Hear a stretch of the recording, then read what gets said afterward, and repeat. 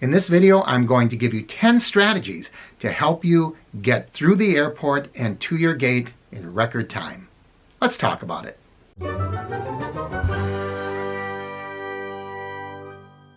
Welcome everyone, I'm Mark, and this is Mark's Travel Time. If you're new to the channel, I'm going to ask that you click my face down there in the corner to subscribe and click that bell icon up above. That way you'll know when I post new videos.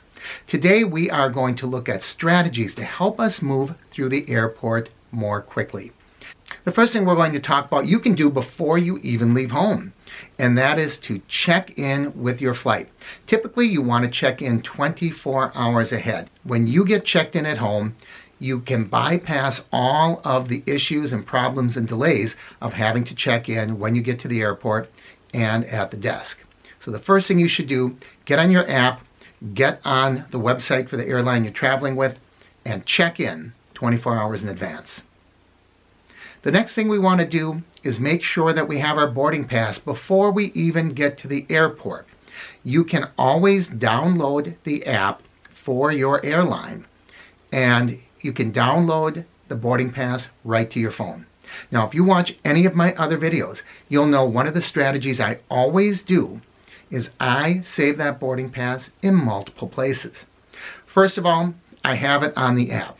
I don't like relying on that app, having to open it up when I'm at the airport. Maybe I can't get the airport Wi-Fi. Maybe I don't have a very good signal on my phone when I'm at the airport.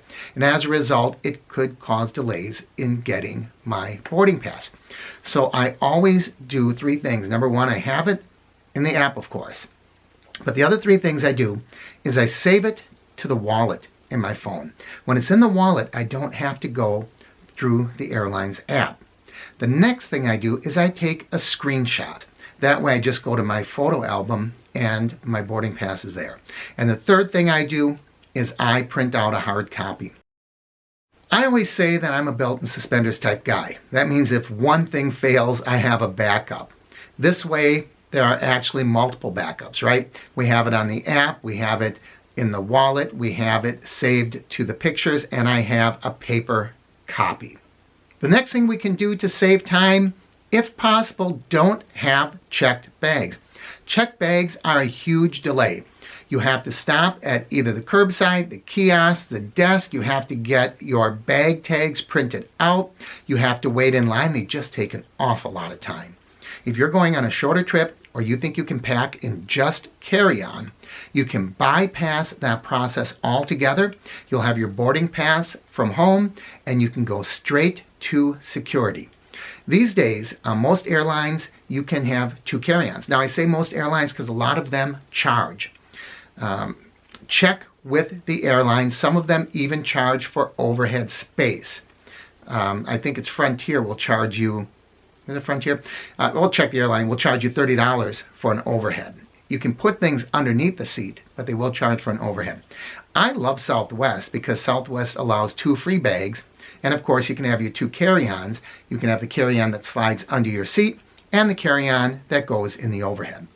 Now, airlines like Delta are also kind of nice because if you have your two carry-ons, one that goes under the seat and one that goes into the overhead, they will often, in an attempt to clear up overhead space, make an announcement where they will check your bag for free to your final destination. Now, this happens at the gate, not at the counter, so don't ask for it at the counter. They'll charge you there. But at the gate, they will often check your bags for free in order to expedite boarding. Not only that, if you do that, they let you on board a little earlier. So if you can get there with just carry-on, it speeds up the entire process of moving through the airport and boarding. If you do have bags, consider curbside check-in. Now, I know not all airports have it, but if your airport has curbside check-in, it makes things go so much more quickly.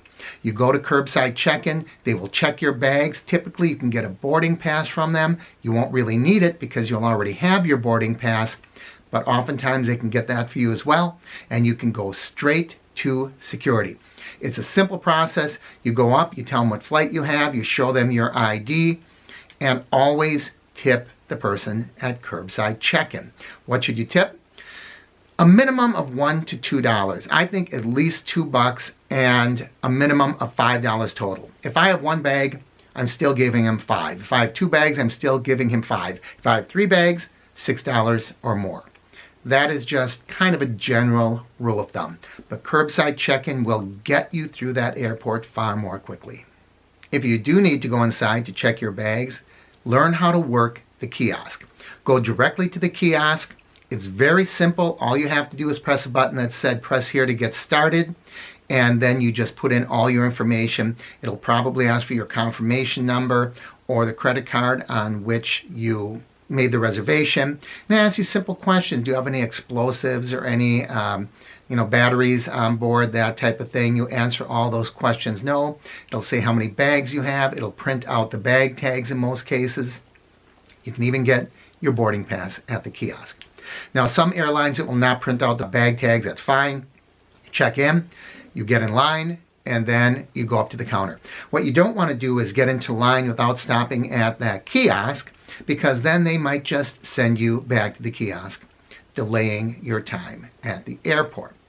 Know your confirmation number. When you walk up to that kiosk, the easiest way for them to find your reservation, or when you get up to the desk, if you take that route, is with your confirmation number. So have that confirmation number ready. I do the same thing. For example, when I travel with Southwest, in saving that boarding pass, your confirmation number is already on there. But it's not a bad idea to have that jotted down somewhere, or maybe saved in the notes on your phone. Just make sure you have it accessible. You don't want to get up to the kiosk or get up to the counter and be fumbling for your confirmation number. You have that ready, it'll make your life so much easier. Have cash ready for tips. Regardless of how you get to the airport, you're probably going to need tip money at some point.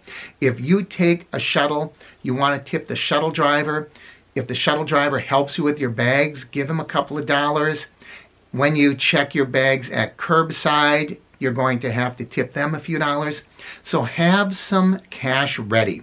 I usually like to have about $10 to $20 in singles, and then maybe a couple of fives as well.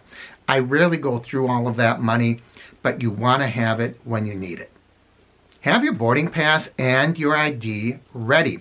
You do need a picture ID, and by the way, I would encourage you to watch my video about having the Star ID, because the Real ID system is going to be in place, and you will need that Real ID in order to travel within the United States. There are exceptions. If you have passports, those will work. Whatever it is, make sure you have your photo ID and your boarding pass ready. They'll probably look at that several times. They may look at it when you check your bags. They'll look at it at security. And of course, when you board, you'll need your boarding pass. So don't tuck that away in a place where you have to dig around and it could get lost. Get involved with one of the programs that will get you through TSA more quickly. The most common one is TSA PreCheck. Now we have Clear, Nexus, Global Entry. A lot of different programs are available. I don't want to go into detail with them. That would be a video in itself. In fact, I did make a TSA PreCheck video, and I will link that down below and perhaps up above as well.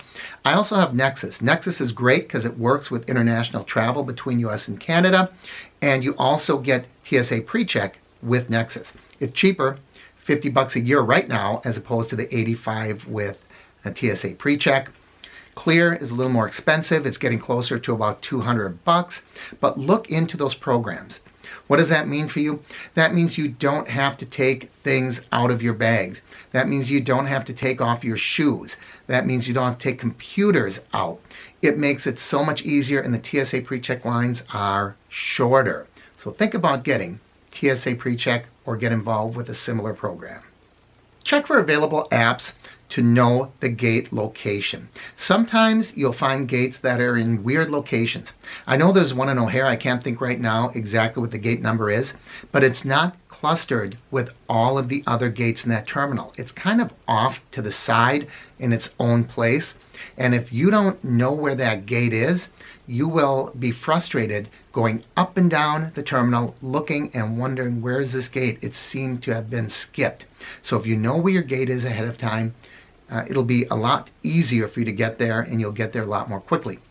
To piggyback on that, another hint is to download airline apps, airport apps. If you go online, you will find maps of the airports. You can find apps that will show you maps of the airports. I believe that Flight Tracker is one of them, in which you can find maps of your airports.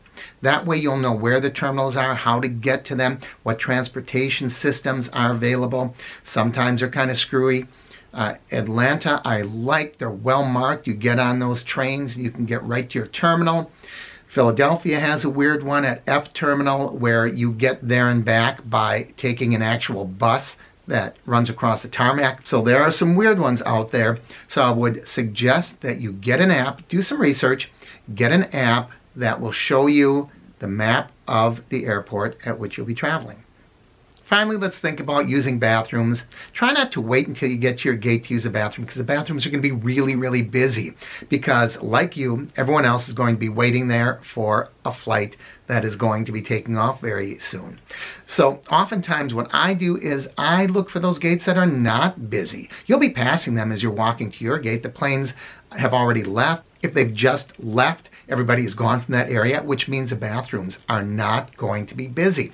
You can also use the bathrooms before you get through TSA pre-check. But oftentimes I understand that you might be in the terminal area already, so look for bathrooms in areas where there's not a lot of people waiting around the gates, and you'll get in and out of those restrooms more quickly.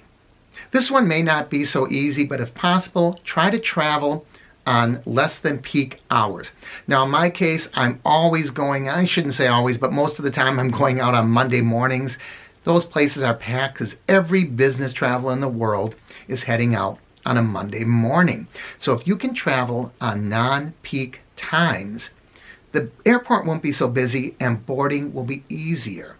I just flew back, where in the heck was, isn't this terrible? When I fly so much I don't even remember where I was. I was in Texas. I was flying out of Hobby, and it was a Tuesday night. And it was so nice. We were on a 737-800, which I think seats about 175 people. And I think we had 70 people on that plane. Who's flying to Milwaukee from Houston on a Tuesday night? So that makes everything so much easier. If you're traveling during the holidays, sometimes traveling on the holiday itself is a day when most people don't travel. Most people like to be at the family on Thanksgiving Day, on Christmas Day, or Christmas Eve day at least. And so you might find that traveling during off-peak days and off-peak times will make your travel experience easier, and you'll be able to move through the airport far more quickly. Thanks for watching, everyone. As always, I encourage you to like and share the videos. Leave your comments down below. If you haven't already, please subscribe by clicking my face down there in the corner. And don't forget to ring that bell icon so you know when I post new videos. I'm Mark, and this is Mark's Travel Time.